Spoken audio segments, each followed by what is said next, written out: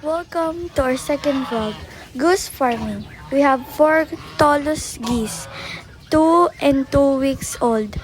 We also have Chinese geese. We start on the 1 pair.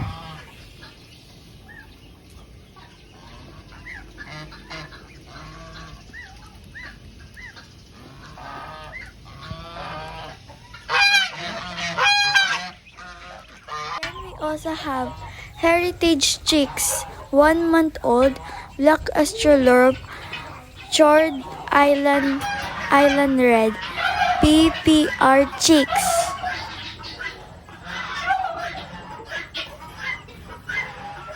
Thank you for watching this video.